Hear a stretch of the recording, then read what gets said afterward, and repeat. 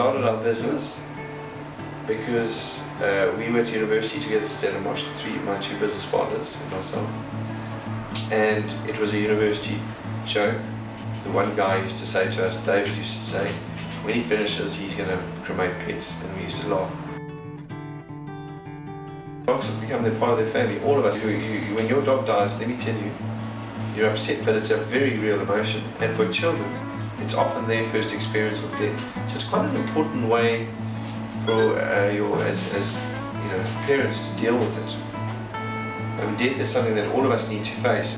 For me, depending on what you believe, a diamond, there's no better way to, if you believe you go to heaven, there's no better way to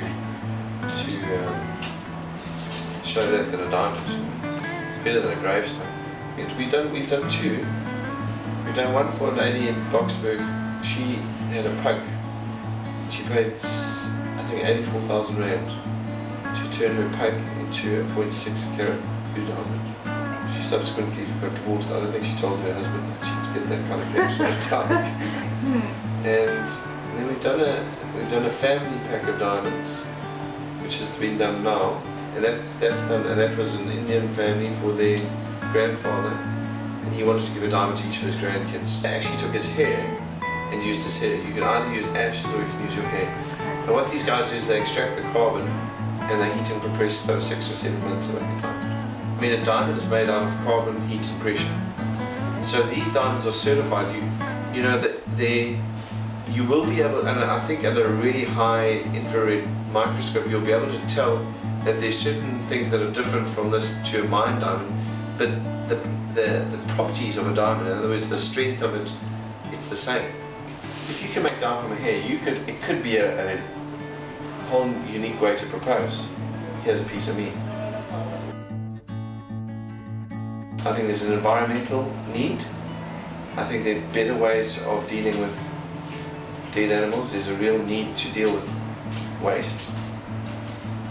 And there's obviously the emotional need. There's people they just don't like the idea. They want their dog to be properly. So we get, most of the people say they just want to know that a professional company has taken their pet and it's not landing on a dump.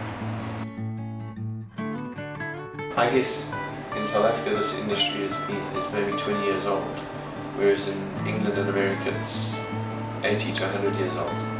And I've got to believe that there's an education that goes with that. So they are further down the line, and most of the crematoriums overseas have a variety of caskets and pendants and jewellery and various things that you can buy in memory of your pet.